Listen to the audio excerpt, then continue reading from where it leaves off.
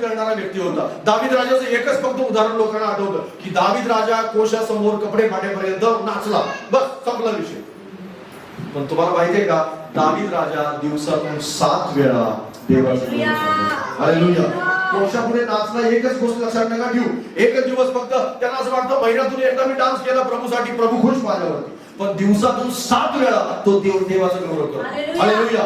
कोशासमोर एक दिवस नाचला, पण नंतर मात्र त्याच्या अगोदर सुद्धा नंतर सुद्धा रोज रोज रोज रोज देवाचा गौरव केल्याशिवाय तो राहत नव्हता. हालेलुया.